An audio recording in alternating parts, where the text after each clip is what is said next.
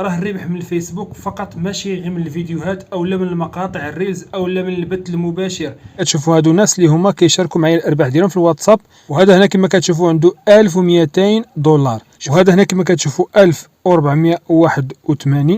راه كاينه واحد الميزه اللي بزاف ديال الناس كيغفلوا عليها واللي مازال ما فاعلينهاش، واللي هاد الميزه هذه كتظهر عندك بدون تحقيق الشروط. يعني واخا ما تكونش عندي 5000 متابع 60000 دقيقه، هاد الميزه جديده وتفعلت في الدول العربيه اللي من طبيعه الحال عندها المونتيزاسيون. ومن بعد فاش كتفعلها راه طريقه الاشتغال عليها سهله، وكذلك الارباح ديالها تقريبا بحال مقاطع الريلز او الاعلانات المضمنه. يعني الارباح ديالها مقارنه مع المجهود والخدمه اللي كدير والطريقه كيفاش كتنشر، راه المجهود اقل والارباح اكثر. واخا الارباح ربما يكونوا بحال الفيديوهات ولا بحال مقاطع الريلز، ولكن ما فيهاش مجهود، ما فيهاش ندير فيديوهات، ما فيهاش ندبر على مقطع ريلز، فقط عن طريق الهدايا. الاخوان البونيس راه فيهم الارباح كثيره، وانا غادي نعطيكم ارقام في النهايه ديال هذا الفيديو شحال الناس كتربح فقط من الهدايا المنشورات. ولكن ماشي عيب الا كنت مفعل الربح على الاعلانات المضمنه وتزيدهم مقاطع الريلز، وكذلك تزيد تفعل الهدايا وتزيد تفعل الربح على الهدايا، وهكا غتكون كتلوح الفيديوهات مقاطع الريلز، وغادي تكون كتلوح هاد المنشورات عاديه. المنشورات ممكن تجيبهم من جوجل كروم، تجيبهم من بيكسي باي، بزاف ديال المواقع اللي عندهم هاد الصور ومنشورات.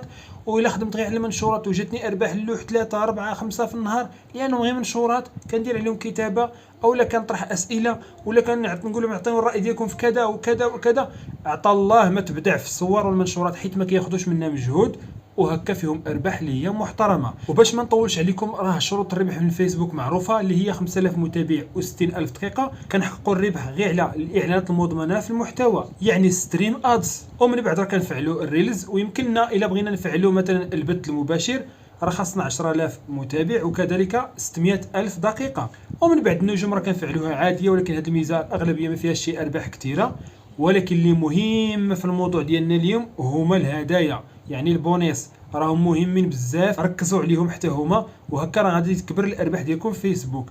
الاخوان كيفاش يمكن لي نحقق الشروط ديال الربح من الفيسبوك؟ هاد القضيه راها مهمه بزاف. راه ملي كتحقق الشروط ديال الربح في الفيسبوك كتدفع لاباج ديالك للمراجعه، راه هنا كنزيد نجتهد ونزيد نخدم باش لاباج ديالي تخرج من المراجعه ويقبلني فيسبوك، لانني درت العوائد وحققت الشروط من قبل.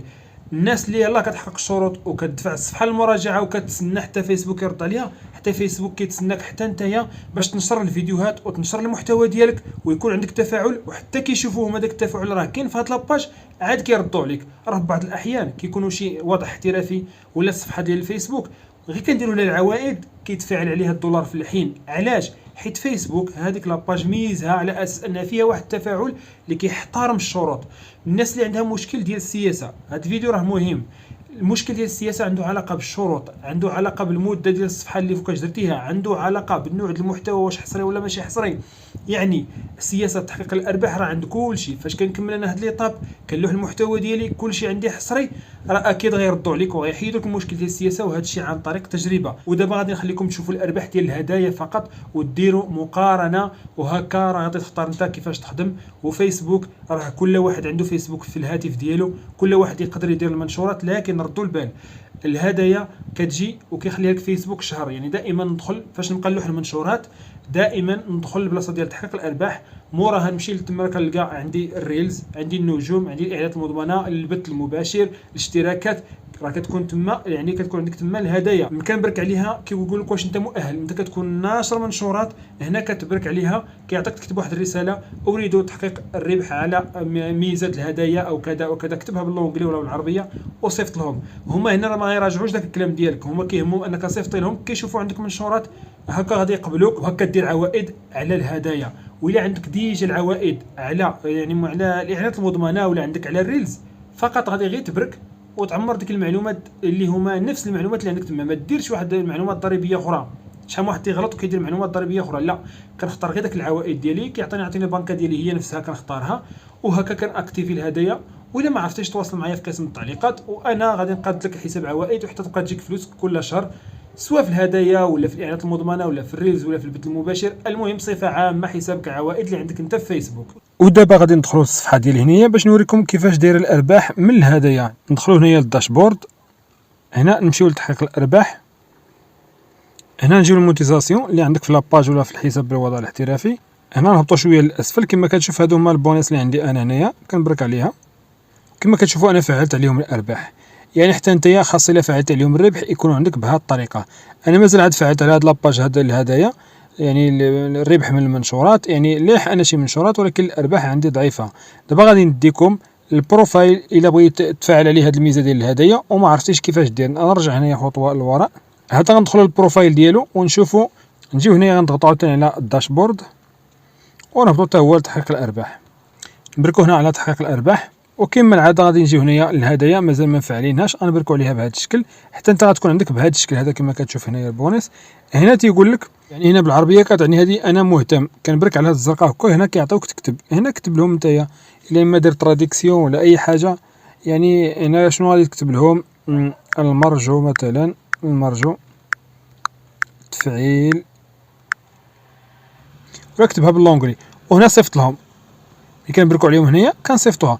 ولكن ما تكونوا هنايا درتي هذه القضيه هذه وتصيفط لهم، شنو خاصك دير؟ اول حاجه بعدا خاصني هنايا في البروفايل ديالي نكون ناشر المنشورات. هنا لي بوست يكونوا عندي لي بوست هنايا بزاف، شتي خاص يكون عندك هنا لي بوست اللي انت كتهتم بهم وعندهم شويه ديال التفاعل، ومنين غتصيفطهم هذا الطلب راه غادي يقبلوه. ودابا غادي نوريكم الارباح ديال الناس اللي هي عندها منشورات طالعين في هذا البونيس هادو. كما كتشوفوا هادو الناس اللي هما كيشاركوا معايا الارباح ديالهم في الواتساب، وانا هاد الصور بقاو عندي هنا. هذا 51 دولار غير من الهدايا، وهذا هنا كما كتشوفوا عنده 1200 دولار. شوفوا الناس شحال جمعات ديال الارباح من الهدايا. وهذا هنا كما كتشوفوا 1481 يعني دولار منين؟ من الهدايا فقط. هما الارباح ديال البونيس الاخوان، راه الارباح ديال البونيس راها كاينه وكثيره بزاف، ويمكن لك تفعلها بالطريقه اللي شرحت لك في هذا الفيديو. وسواء حققتي الشروط ولا شريتيهم ولا حققتيهم راسك، راه الاساس من هذا الشيء كامل باش نربحوه راه خاص يكون عندي تفاعل وتكون عندي مشاهدات باش نحقق ارباح ونسحب انا فلوس.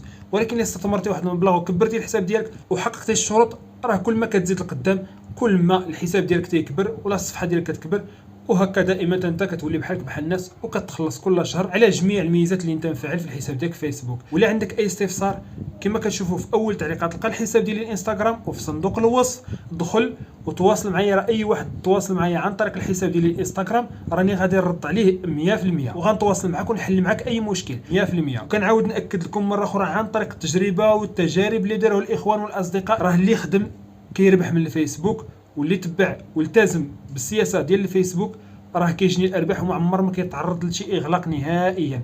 فتحيه لكم جميعا، ما تنساش تخلي لنا الراي ديالك في التعليقات. الا كان عندك اي استفسار كنعاود نذكرك تواصل معايا على الانستغرام باش نرد عليك. كان معكم مصطفى الرحيه، السلام عليكم ورحمه الله تعالى وبركاته.